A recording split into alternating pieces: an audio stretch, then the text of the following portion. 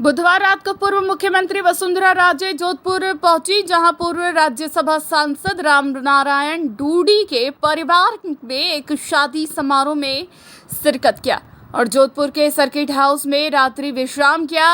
इस दौरान गुरुवार को जोधपुर के सर्किट हाउस से सुबह पूर्व मुख्यमंत्री वसुंधरा राजे से मिलने भाजपा के कई वरिष्ठ नेता पहुंचे, जिसमें राज्यसभा सांसद राजेंद्र गहलोत, पाली सांसद पीपी चौधरी, वरिष्ठ भाजपा के नेता जसवंत सिंह बिश्नोई और निवर्तमान भाजपा के जिलाध्यक्ष जगत नारायण जोशी, पूर्व जिला प्रमुख पूनाराम चौधरी सहित भाजपा के कई नेताओं ने मुलाकात की। इस दौरान पूर्व मुख्यमंत्री वसुंधरा राजे ने जोधपुर की राजनीति के बारे में भी चर्चा की। इसके पश्चात नागौर में उनके तय कार्यक्रम के लिए वह जोधपुर से नागौर की ओर रवाना हुई। केंद्रीय जल शक्ति मंत्री गजेंद्र सिंह शेखावत ने एयरपोर्ट पर पत्रकारों से बात करते हुए सचिन पायलट की तारीफ की और कहा कि कांग्रेस के वरिष्ठ नेता और उप मुख्यमंत्री गांव और कस्बों में घूमकर पार्टी को सत्ता में लाए, उन्हीं के ऊपर आरोप लगाए जा रहे हैं। पिछली बार मुख्यमंत्री अशोक गहलोत के 5 साल के शासन के बाद कांग्रेस सिर्फ 21 सीटों पर सिमट गई थी। जब पायलट ने हर गांव और कस्बे जाकर कांग्रेस कार्यकर्ताओं में जान फूंकी, उस व्यक्ति के लिए मुख्यमंत्री के विचार सुन करके मेरे मन की सारी ग्रंथियां खुल गई। जब उनके अपने पार्टी के नेता के बारे में ही ऐसे विचार हैं, तो मेरे और अमित शाह जी के प्रति उनका यह स्वभाव समझ में आता है। मुख्यमंत्री ने जिस तरह से अपने विधायकों के खिलाफ बयान दिया है वह दुर्भाग्यपूर्ण है, जिसमें शेखावत ने कहा कि मुख्यमंत्री अशोक गहलोत ने धौलपुर के एक सरकारी कार्यक्रम में सरकार के खिलाफ विद्रोह करने वाले विधायकों से कथित रूप से सरकार गिराने की नीयत से लिया गया पैसा लौटाने की अपील की थी।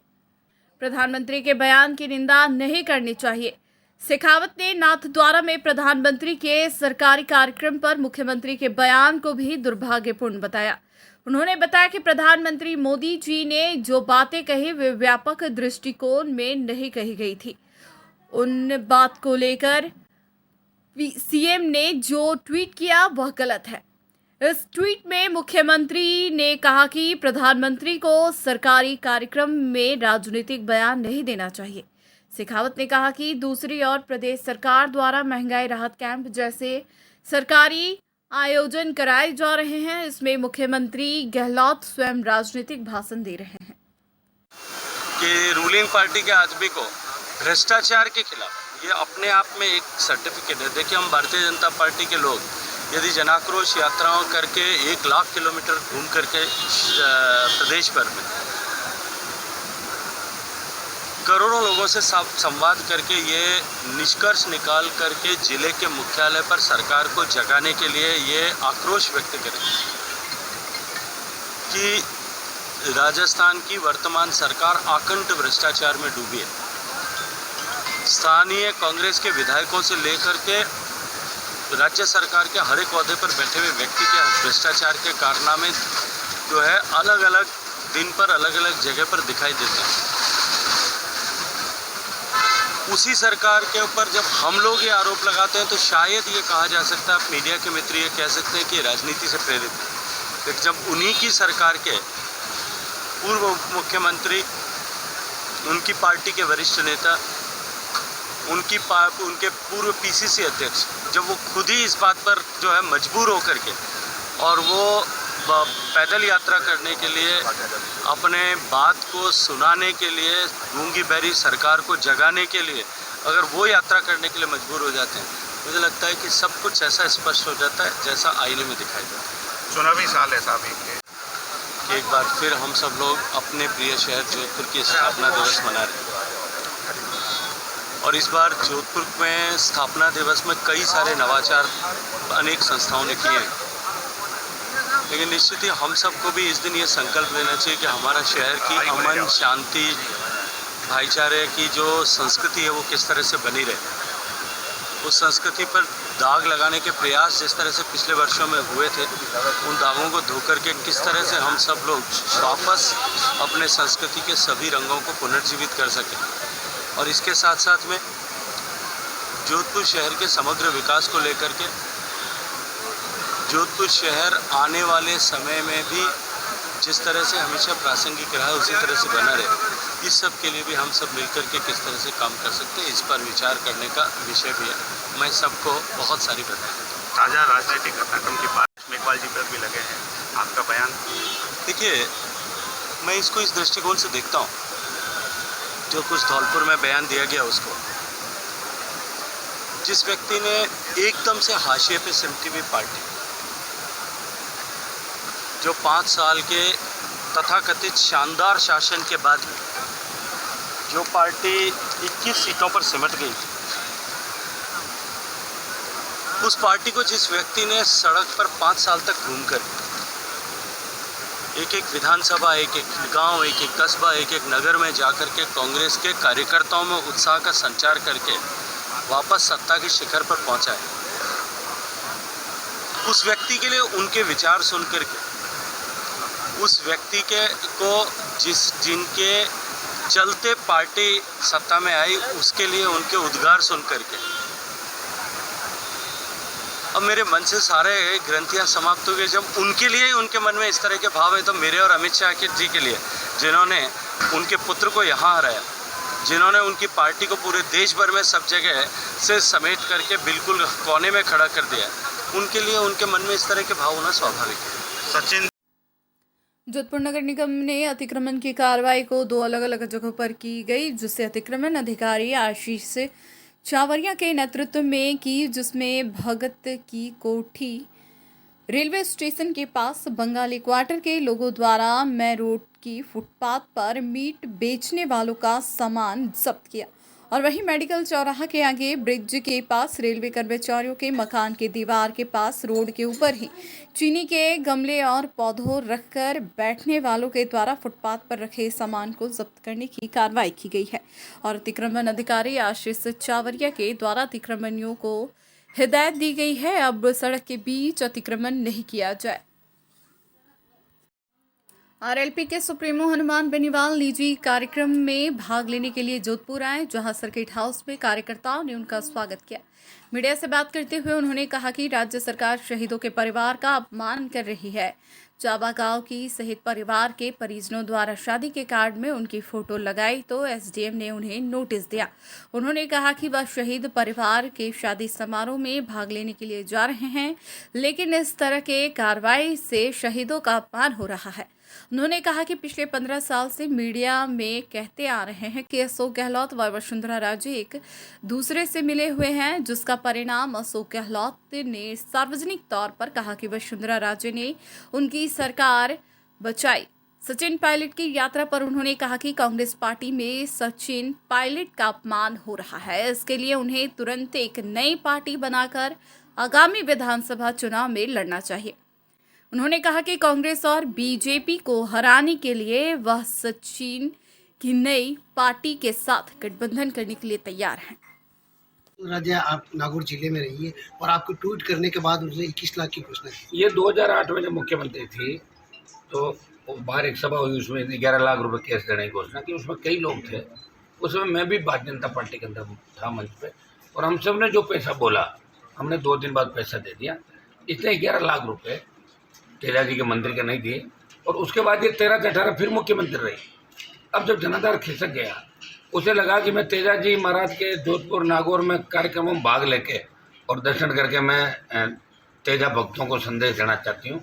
तो मैंने कहा था कि एक तो इसने अपने पति को छोड़ा, जो तेजा भक्त था, वो दर दर की ठोकरें खा रहा है, और दूसरा 16 रावला घटसाना के अंदर तेजा भक्तों में गोलियाँ चलाई, 80 गुर्जर समाज के लोगों को गोलियों से भूना, और 11 लाख रुपए मैंने कहा ब्याज सहित पहले लौटाए और उसके बाद दर्शन करें।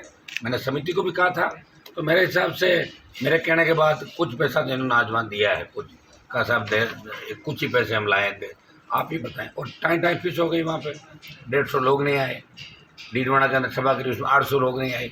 अब वसुंधरा का जादू खत्म हो गया। अब वसुंधरा भी ढलान पे, आप जानते हैं वसुंधरा, अब वो ज़माना गया वसुंधरा का कि वसुंधरा के साथ लोग सेल्फी लेने के लिए भागते थे। अब तो वसुंधरा आ जाती है तो लोग भाग जाते हैं कि फ़ोटो नहीं आ जाए वसुंधरा के साथ, तकलीफ पड़ जाएगी बाद में। और ये झूठा दिखावा राजस्थान में करे, इसका कोई जनाधार राजस्थान के अंदर नहीं है। गहलोत ने खुद ये कह दिया, जो 2009 में मैं आरोप में लगाता था कि गहलोत वसुंधरा मिले में, 15 साल बाद अशोक गहलोत ने पुष्टि की मेरे आरोपों की।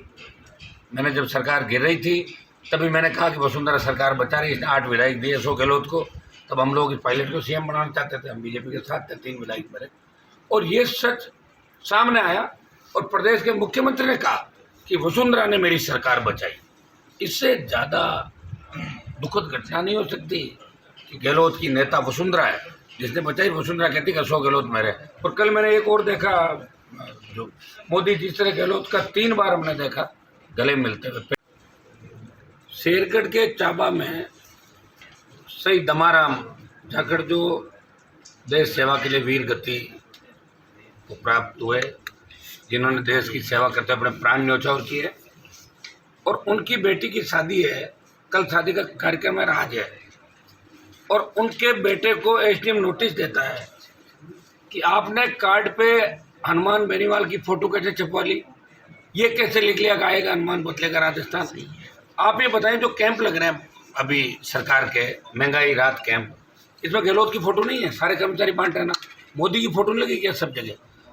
एक शहीद परिवार को इस तरह परेशान करना, क्या यही शहीदों की सच्ची श्रद्धांजलि है?